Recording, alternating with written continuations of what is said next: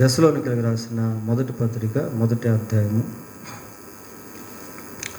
పోయిన పాఠంలో మనం మొదటి వచనం నుండి 8వ వచనం వరకు ధ్యానం చేసాం. ఈ రాత్రి 9, 10 వచనాలను మనం ధ్యానం చేద్దాం. 9వ వచనం చదువుకుందాం. మీ వద్ద మాకెట్టి ప్రవేశము కలిగెనో అక్కడి జనులు మమ్మును గూర్చి తెలియజెప్పుచున్నారు. 10వ వచనం కూడా చూద్దాం. మీరు మరియు ఏమా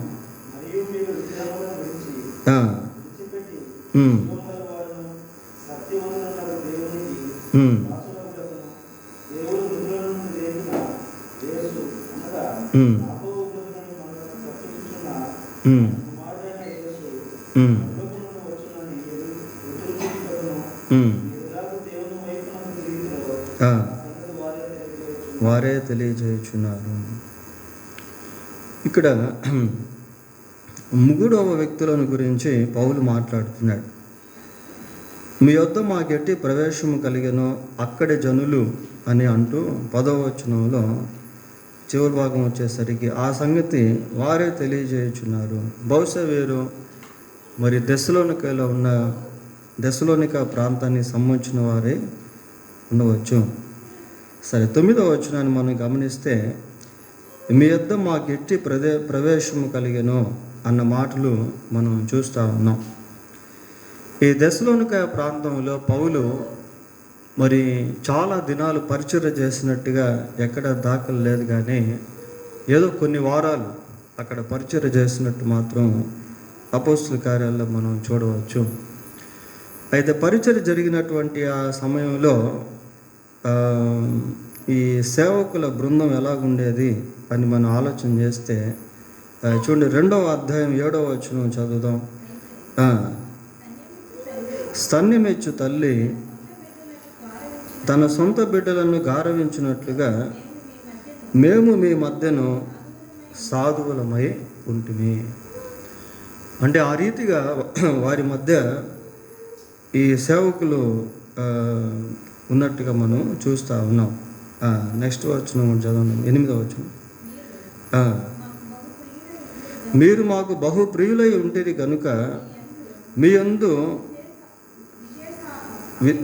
విశేషాపేక్ష గలవారమై దేవుని సువార్తను మాత్రము గాక మా ప్రాణములను కూడా మీకిచ్చుటకు సిద్ధపడి ఉంటుంది.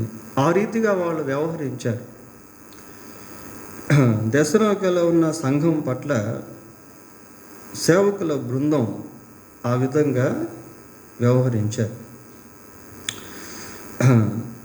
ఇక 10వ వచనానికి వస్తే, ఈ 10వ వచనం చాలా పెద్ద వచనంలాగా మనకు కనబడుతూ ఉంది. ఈ 10వ వచనాన్ని మనం విభజించి ధ్యానించినట్లయితే ఇందులో 5 కామాలు మనం చూస్తాం. అంటే ఈ వచనం అంత పెద్దదన్నమాట. దీని విభజన మనం ఏ విధంగా చేసుకోవచ్చు అని అంటే చూడండి, 10వ వచనంలో మీరు విగ్రహములను విడిచి అన్న దగ్గర ఆగాలి. విగ్రహములను విడిచి అన్న దగ్గర ఆగి ఆ లాస్ట్ భాగంలో దేవుని వైపునకు ఎలాగూ తిరిగితిరో అన్నది కలపాలి. అంటే ఈ వచనం ఆ విధంగా మనం విభజించి ధ్యానిస్తే తప్ప ఇది మనకు అర్థం కాదు. ఎందుకంటే 5 కామాలు పెట్టాడు దాంట్లోనే. మీరు విగ్రహములను విడిచి ఎలాగూ దేవుని వైపునకు తిరిగితిరో, ఇది ఇంపార్టెంట్.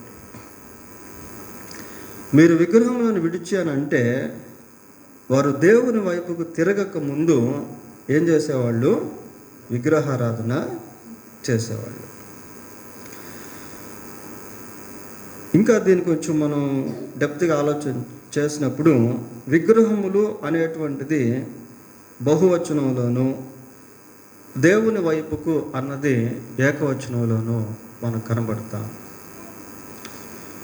విగ్రహాలను గురించి ఆలోచన చేస్తే విస్తారమైనటువంటి విగ్రహాలు ప్రపంచం అంతా కూడా ఉన్నాయి. ఇంకా యూదుల చరిత్రలో కూడా ఈ విగ్రహారాధన అనేటువంటిది విస్తారంగా జరిగించబడింది. ఇంకొక రకంగా చెప్పాలి అంటే మరి విశ్వాసులకు తండ్రిగా పిలువబడేటువంటి అబ్రహాము యొక్క పూర్వీకులు కూడా విగ్రహారాధికులే. చూడండి, యెహోషువ గ్రంథం 24వ అధ్యాయము 2వ వచనం చదువుదాం. యెహోషువ గ్రంథం 24వ అధ్యాయము 2వ వచనం.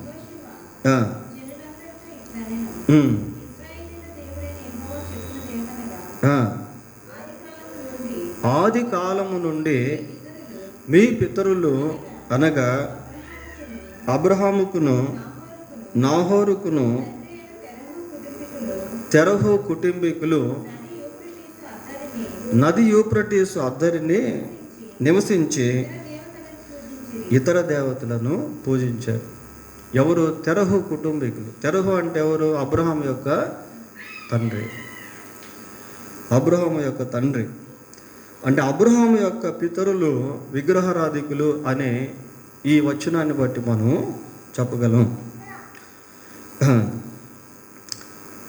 ఇంకా రాజుల 2వ గ్రంథం 5వ అధ్యాయము, రాజుల 2వ గ్రంథం 5వ అధ్యాయము 15వ వచనం ఒకసారి చూడండి.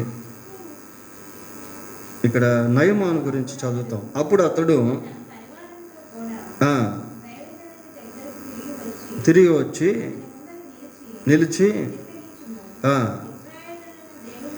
ఇశ్రాయేలులో ఉన్న దేవుడు తప్ప లోకమందంతటను మరి ఒక దేవుడు లేడని నేను ఎరుగుదును. 17వ వచనం కూడా చదవండి. అప్పుడు యెహోవాకు తప్ప దహన బలి అయినను మరి ఏ బలి అయినను ఇతరమైన దేవతలకు నేనికను అర్పింపను. ఈయన కూడా విగ్రహారాధన నుండి తిరిగినటువంటి వ్యక్తే.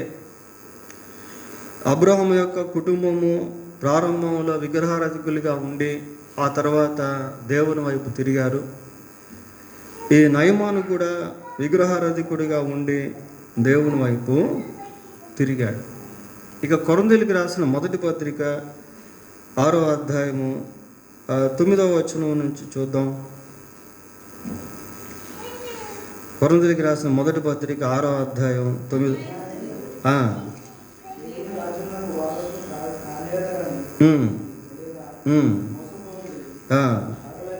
జారులైనను విగ్రహారాధికులైనను. ఇక్కడ ఒక పట్టీ మనం చూస్తాము. ఈ పట్టీలో విగ్రహారాధికులు అనేటువంటి పదం కూడా మనకు కనబడతాం. విగ్రహారాధికులు అనేటువంటి పదం కూడా మనకు కనబడతాం. ఆ కిందకు వచ్చేసరికి 11వ వచనంలో అంటాడు, మీలో కొందరు అట్టివారై ఉంటిరి. అంటే మీలో కొద్దిమంది విగ్రహారాధికులుగా కూడా ఉండేవారు. ఈ రీతిగా బైబిల్ని పరిశీలన చేసినప్పుడు చాలామంది విగ్రహారాధికులుగా ఉండి దేవుని వైపు తిరిగారు. ఇక్కడ వీళ్ళ గురించి కూడా అదే మనం చదువుతూ ఉన్నాం. ఈ 10వ వచనంలో ఏమని చూస్తున్నాం? మీరు విగ్రహములను విడిచిపెట్టి దేవుని వైపుకు ఎలాగూ తిరిగితిరో. ఇంకొంచెం మనం ఈ వచనాన్ని పరిశీలిద్దాం. విగ్రహములను విడిచిపెట్టి జీవము గలవాడును సత్యవంతుడునగు దేవునికి దాసులగుటకు. అంటే ఇక్కడ దేవుని యొక్క డెఫినేషన్ మనం చూస్తూ ఉన్నాం. దేవుని వైపుకు అన్నది కింద చదివాము. ఆ దేవుడు ఎలాంటి వాడో అనేది ఇక్కడ మనం చూస్తూ ఉన్నాం. ఎలాంటి వాడట? ఆయన జీవము గల వాడు. He is the living one. జీవము కలిగినటువంటి వాడు. 115వ కీర్తన 4వ వచనం నుంచి చూద్దాం. 115వ కీర్తన 4వ వచనం నుంచి చదువుదాం. వారి విగ్రహములు వెండి బంగారువి, అవి మనుష్యుల చేతి పనులు. వాటికి నోరుండి పలకవు, కనులుండి చూడవు, చెవులుండి వినవు, ముక్కులుండి వాసన చూడవు, చేతులుండి ముట్టుకొనవు, పాదములుండి నడువవు, గొంతుకతో మాట్లాడవు. వాటిని చేయువారును వాటి యందు నమ్మిక ఉంచువారు అందరూ వాటి వంటి వారై ఉన్నారు. కనుక బైబిల్ గ్రంథాన్ని పరిశీలన చేసినప్పుడు ఈ విగ్రహాలను గురించినటువంటి విషయాలు అనేకమైనవి రాయబడి ఉన్నాయి. అయితే దేవుడు ఎలాంటి వాడు అంటే జీవము కలిగిన వాడు. ఆ 115 వచనం చదవండి. ఆకాశమందు ఉన్నాడు, తనకిచ్చ వచ్చినట్టుగా సమస్తమును ఆయన చేయుచున్నాడు. సమస్తాన్ని ఆయన చేస్తూ ఉన్నాడు. ఆయన కార్యములు ఎలాంటివి అని అంటే ఆయనకి ఇష్టం వచ్చినట్టు సమస్తాన్ని జరిగించేటువంటి వాడిగా ఉన్నాడు. 135వ కీర్తన 5వ వచనం చదవండి. యెహోవా గొప్పవాడనియు మన ప్రభువు సమస్త దేవతల కంటే గొప్పవాడనియు నేను ఎరుగుదును.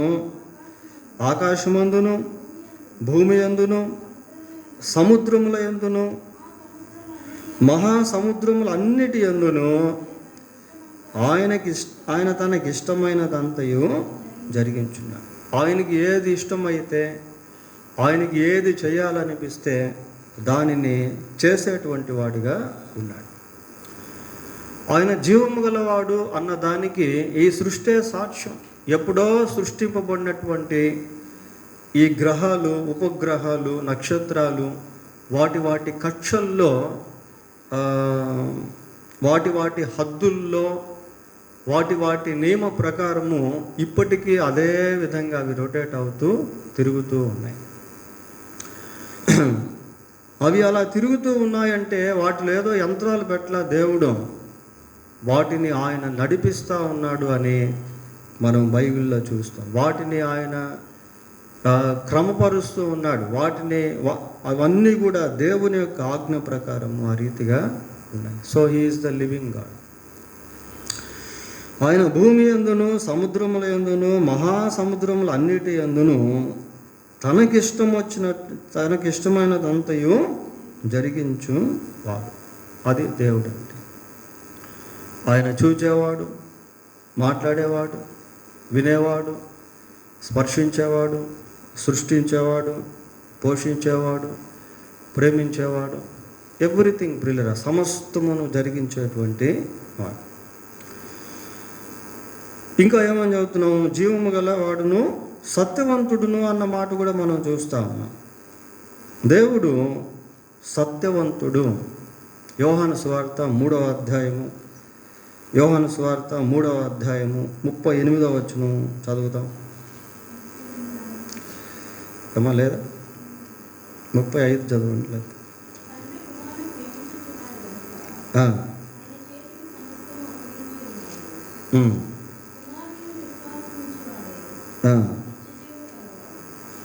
అది కదా.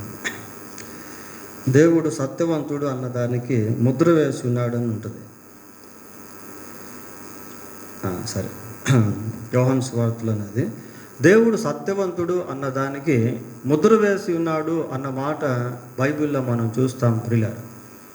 అంటే స్టాంపింగ్ అన్నమాట. దానికి ఇంకా తిరుగు అనేటువంటిది లేదు. సరే, ఇంకొక వచనం కూడా చూద్దాం. రోమాపత్రిక 3వ అధ్యాయము 4వ వచనం చదువుదాం.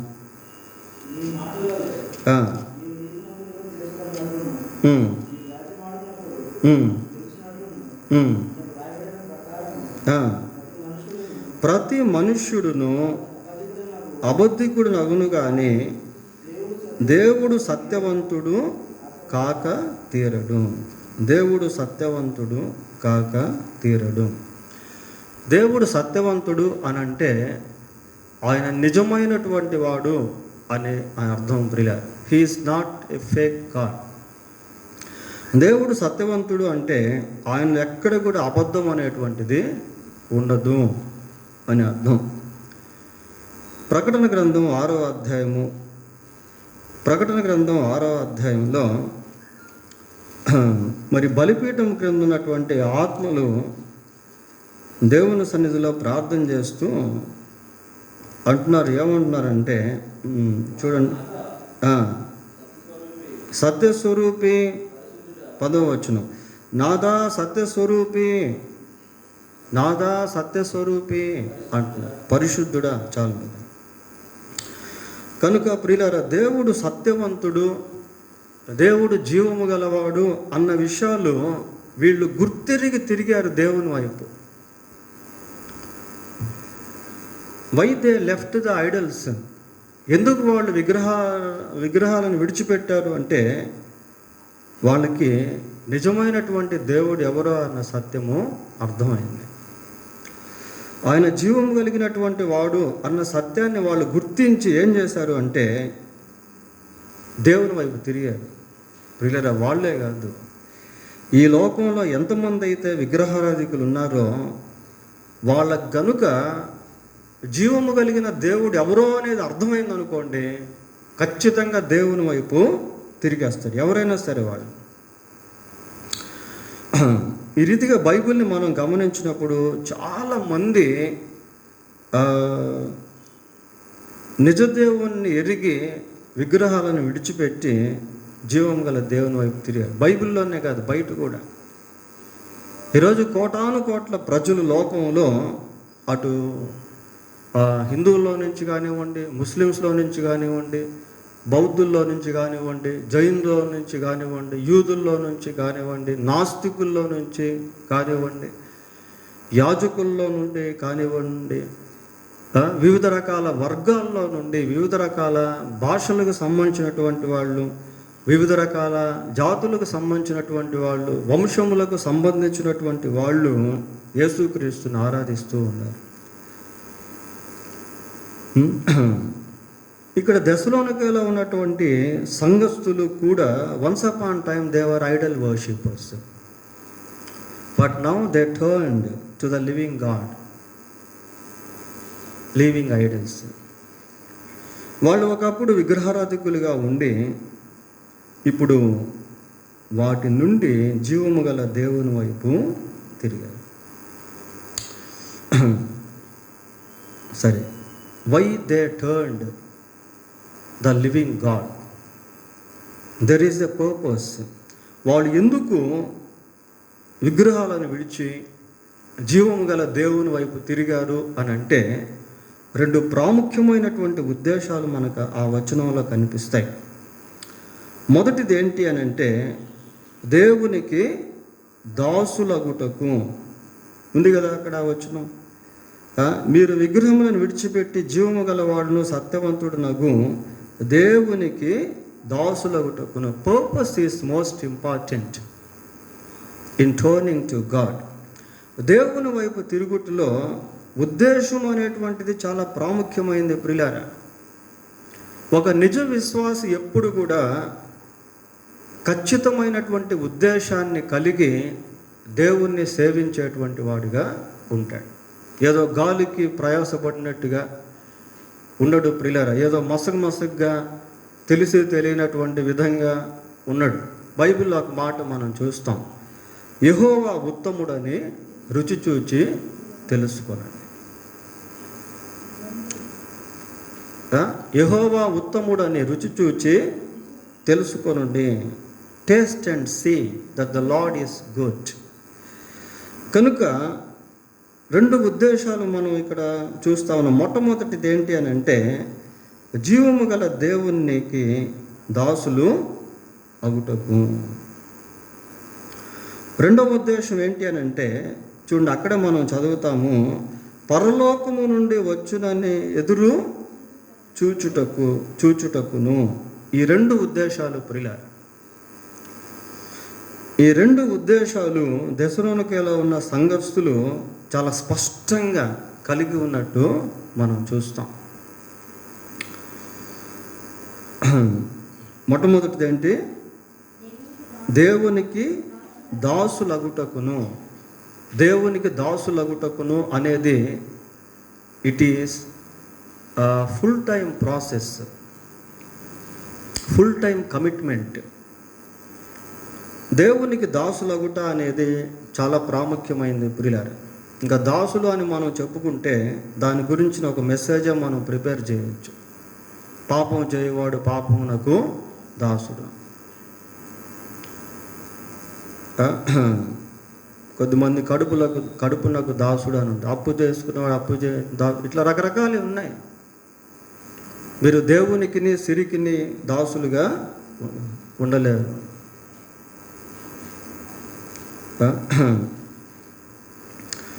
కొద్దిమంది అపవాదికి దాసులు, కొద్దిమంది ధనానికి దాసులు, ఇట్లా రకరకాల విధంగా అది ఉంటుంది. ఈ దాసులుగా ఉండుట అనేటువంటిది నిరంతర ప్రక్రియ. యేసుక్రీస్తునందు మనం విశ్వాసం ఉంచిన పిమ్మట చనిపోయేంత వరకు ప్రభువుకు దాసులుగా దాసురాండ్రుగా జీవించుట. మనుషులకు దాసులు కాకుండా జీవించుట, ధనానికి దాసులు కాకుండా జీవించుట, పాపానికి దాసులు కాకుండా జీవించుట, ప్రియులారా లోకానికి దాసులు కాకుండా జీవించుట, ఇవన్నీ అడ్డుపడుతూ ఉంటాయి. ఎవడునూ ఇద్దరు యజమానులకు దాసుడిగా ఉండలేరు. అతడు ఒకరిని ప్రేమించి ఒకరిని ద్వేషించును, లేదా ఒకరిని పక్షమందుండి మరొకరిని తృణీకరించును. అంతకుముందు దేనికి దాసులు అని అంటే చూడండి, గలతీ పత్రిక 4వ అధ్యాయము, గలతీ పత్రిక 4వ అధ్యాయము 8వ వచనం చదువుదాం. ఆ కాలమందైతే మీరు దేవుణ్ణి ఎరగని వారై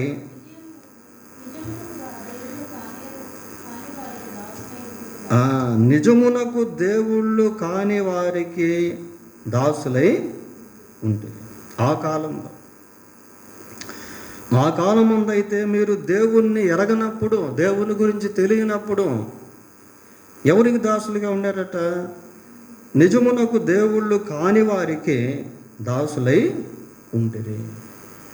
ప్రియులారా, దేవుణ్ణి ఎరగనటువంటి సమయంలో నిజంగా దేవుళ్ళు కాని వారికి దాసులుగా ఉండుట.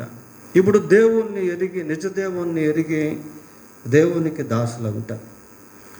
ఇప్పుడు మీరు దేవుణ్ణి ఎరిగిన వారును మరి విశేషముగా దేవుని చేత ఎరగబడిన వారునై ఉన్నారు కనుక బలహీనమైనయు నిష్ప్రయోజనమైన మూల పాఠముల తట్టు మరలా తిరుగునేలా మునుపటి వలె మరలా వాటికి దాసులై ఉండగోరనేల.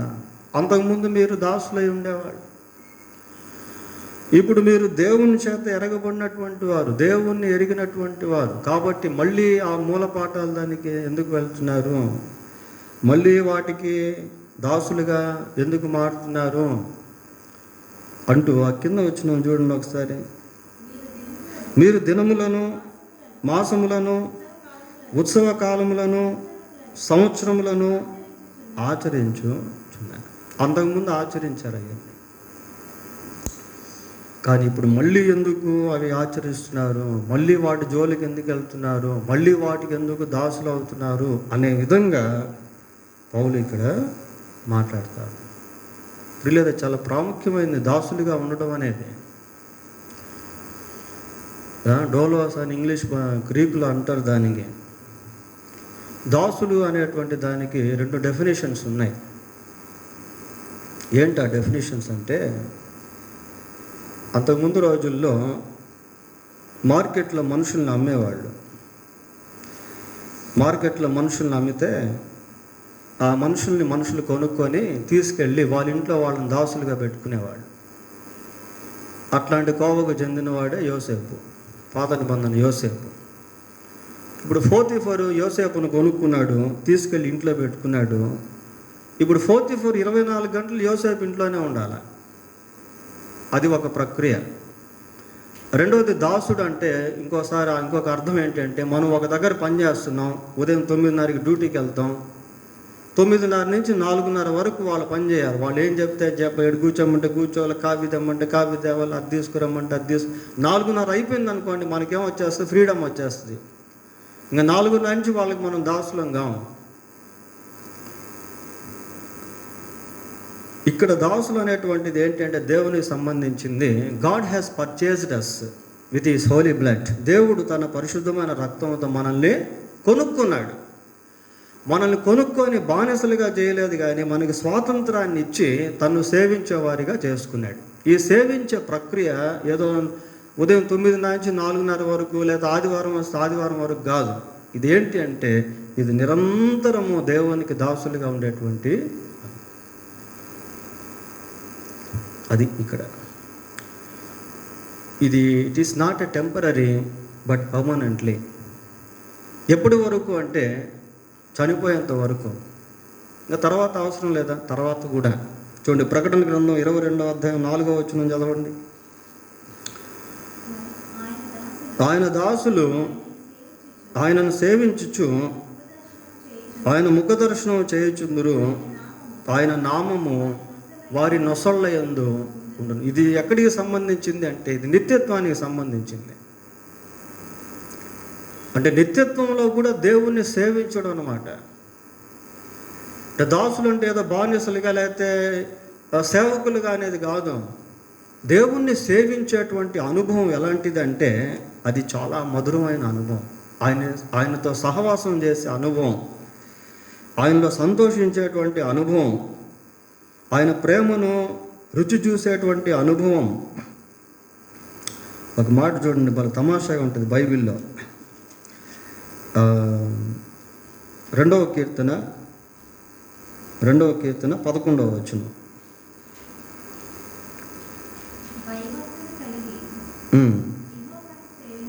భయభక్తులు కలిగి యెహోవాను సేవించుడి, గడగడ వణుకుచు సంతోషించుడి. ఇదేంటి?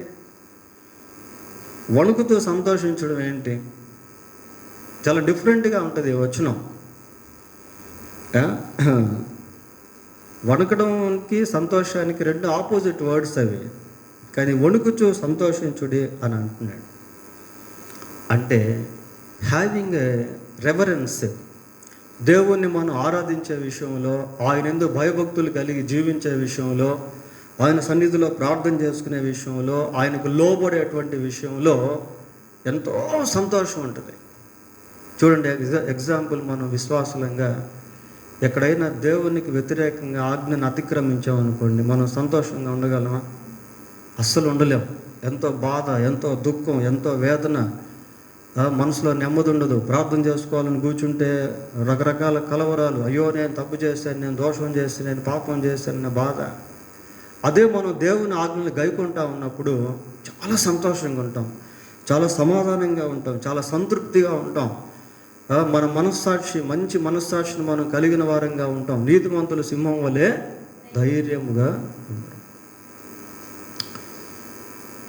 కాబట్టి దాసులుగా ఉండడం అంటే ఆయన్ని సేవించుట, ఆయన్ని ఆరాధించుట, ఆయన్ని ప్రేమించుట, ఆయన ప్రేమను అనుభవించుట, ఆయన సహవాసంలో ఆయనతో కలిసి జీవించుట, ఇవన్నీ కూడా వస్తాయి. ఈ దశలోనికలో ఉన్నటువంటి సంఘము అటువంటి డెసిషన్ తీసుకున్నారు.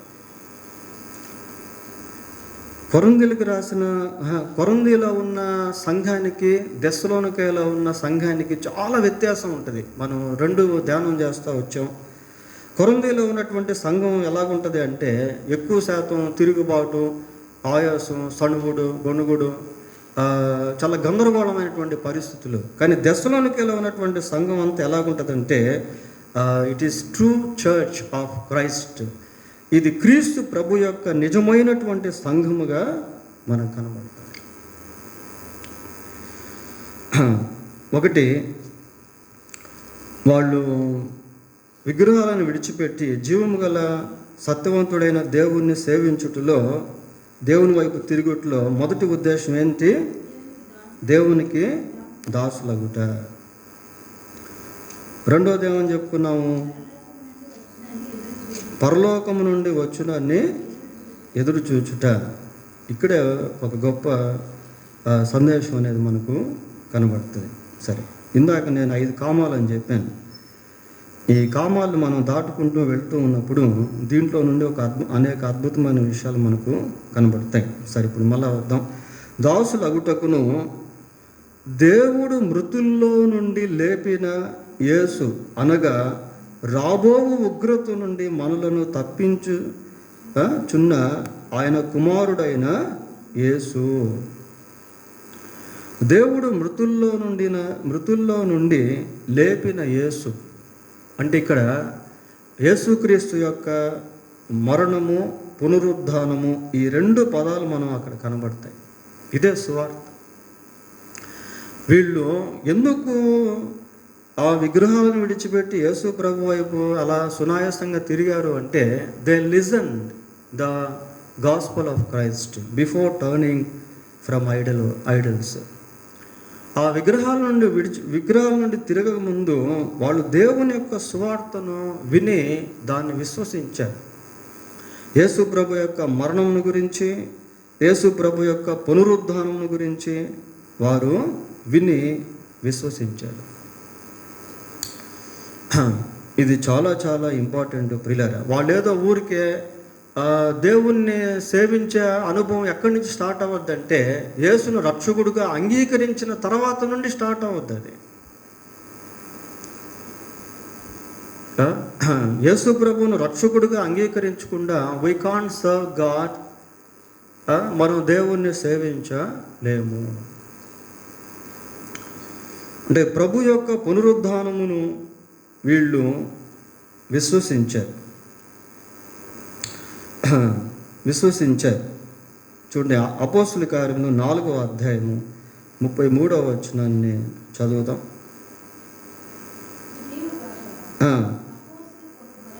అపోస్తలులు బహుబలముగా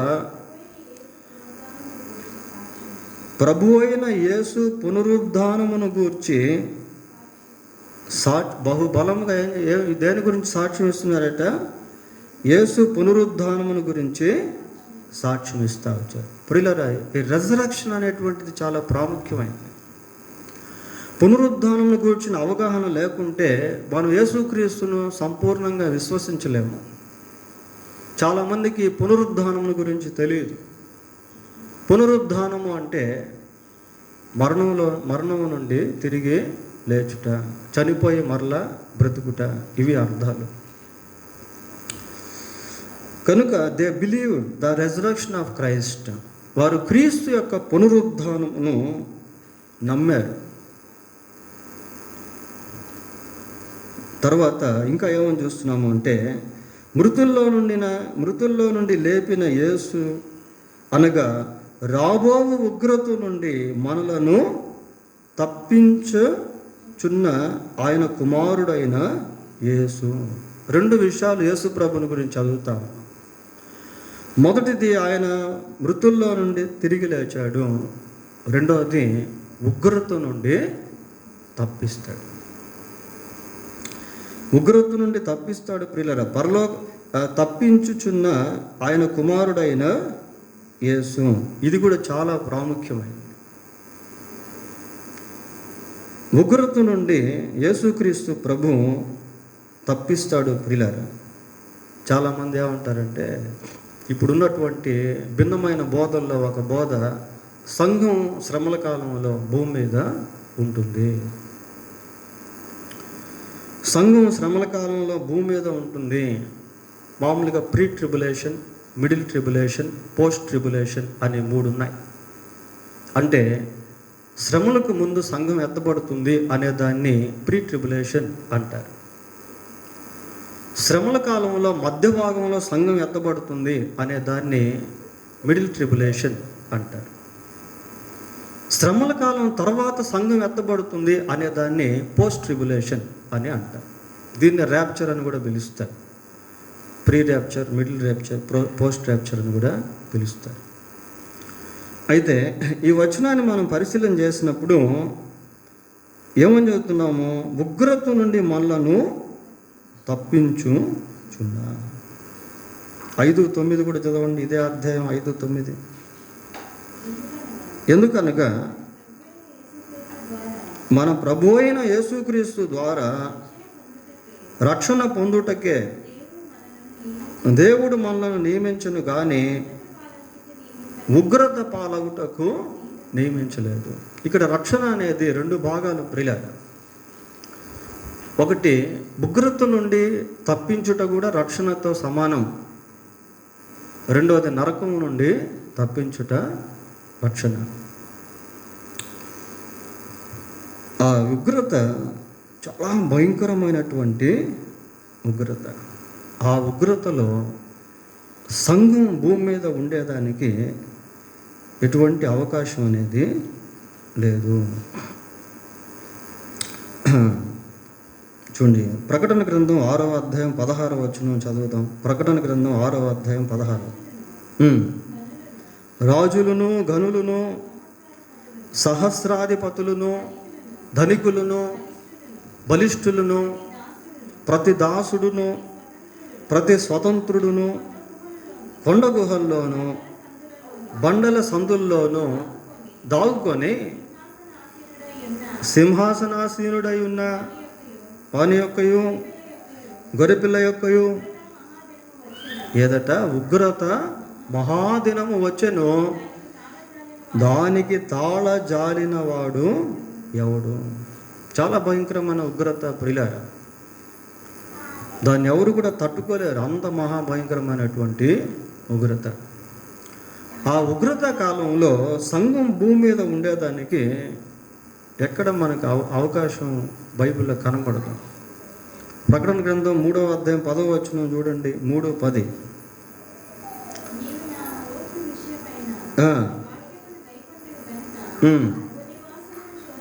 భూనివాసులను శోధించుటకు లోకమంతటి మీదకి రాబో శోధనా కాలములో నేనును నిన్ను కాపాడుతాను.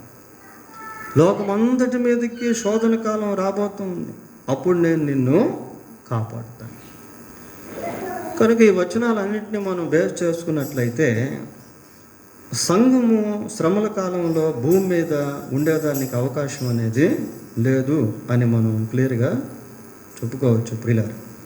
సరే, ఇంకా ఇక్కడ ఏమని చూస్తున్నాము, మనల్ని తప్పించున్న ఆయన కుమారుడైన యేసు పరలోకము నుండి వచ్చునని ఎదురు చూచుటకు. ఇది రెండవ ఉద్దేశం అన్నమాట. పరలోకము నుండి వచ్చునని ఎదురు చూచుటకు అంటే ఆయన రాకడ కొరకు ఎదురు చూడడం. యేసుక్రీస్తు ప్రభు పరలోకానికి ఎలాగైతే వెళ్ళాడో ఆయన మళ్ళీ పరలోకం నుండి దిగి వస్తాడు. అపోస్తలుల కార్యములు 1వ అధ్యాయము 11వ వచనం చూడండి.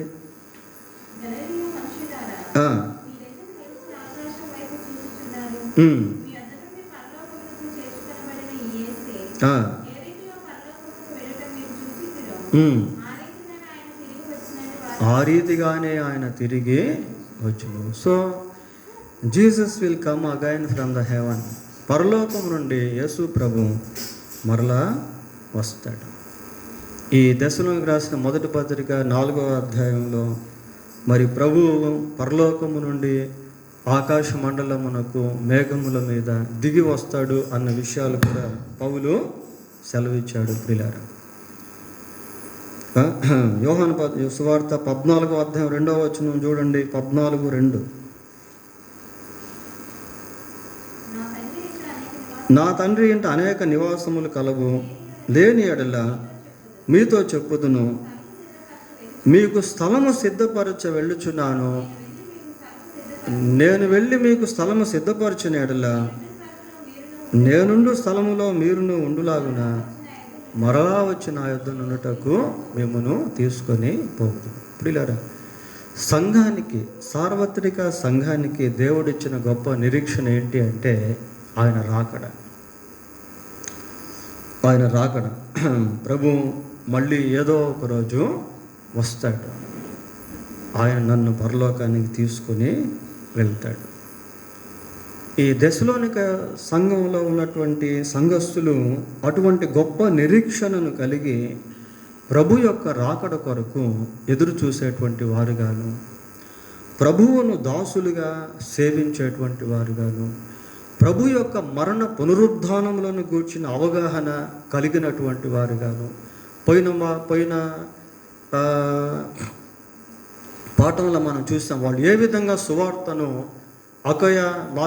అకయలోను మాసిదోనియా ప్రాంతాలకు తీసుకుని వెళ్ళారో, అది కూడా మనం చూసాం ప్రియులారా. కాబట్టి ఎదురు చూసేవారిగాను, ఆ సువార్తను ఇతర ప్రాంతాలకు తీసుకుని వెళ్ళేటువంటి వారిగాను, వారి యొక్క సాక్ష్యాలను జాగ్రత్తగా కాపాడుకునేటువంటి వారిగాను, దేవుని వాక్యాన్ని వారు ఆయా ప్రాంతాలకి తీసుకుని వెళ్ళేటువంటి వారిగాను ఉన్నట్టు మనము ఈ అధ్యాయంలో దశలోనిక సంఘం గురించి కొన్ని విషయాలు మనం చూసాం. దేవుని చిత్తమైతే వచ్చే పాఠంలో మళ్ళీ దశలోనిక సంఘర్షణ గురించి అనేక వివరాలు తెలుసుకుందాం ప్రియులారా. దేవుడు తన వాక్యాన్ని దీవించును గాక. ప్రార్థన చేసుకుందాం. ప్రార్థన.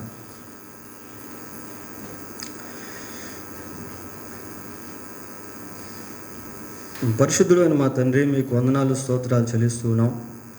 ఈ దశలోనికలో ఉన్నటువంటి సంఘము ప్రభువా, మిమ్మును గూర్చినటువంటి సరైన అవగాహన కలిగి మిమ్మల్ని సేవించేవారిగాను, మీ సువార్త ప్రకటించేటువంటి వారిగాను, మీ సువార్తనందు విశ్వసించి మారుమనసు పొంది రక్షింపబడినటువంటి వారిగాను, మీ రాకడ కొరకు ఎదురు చూసినటువంటి వారిగాను, మీ సత్య సువార్త ప్రకటించినటువంటి వారిగాను ప్రభువా మేము చూసాము. మా జీవితాల్లో మేము కూడా ఆ రీతిగా ఈ భూమి మీద జీవించుటకు సహాయం చేయండి. మీ పునరుద్ధానం యొక్క గొప్ప నిరీక్షణ మీరు మాకును అనుగ్రహించారు ప్రభువా. అందును బట్టి మీకు స్తోత్రాలు చెల్లిస్తున్నాం నాయన. మీ కొరకు మేము జీవించుటకు కృప దయచేయమని, వచ్చే పాఠానికి మమ్మల్ని తగు రీతిగా సిద్ధపరచమని మా రక్షకుడైన యేసుక్రీస్తు పరిశుద్ధమైన నామములో ప్రార్థన చేస్తున్నాం తండ్రి. ఆమేన్. మన తండ్రి అయిన దేవుని ప్రేమ, మన ప్రభు అయిన యేసుక్రీస్తు యొక్క కృప, పరిశుద్ధాత్మ దేవుని యొక్క సన్నిధి సహవాసము మనకు, మన కుటుంబాలకు, సంఘమంతటికి, సకల లోకంలో ఉన్న సార్వత్రిక సంఘానికి తోడై ఉండి కాపాడును గాక. ఆమేన్.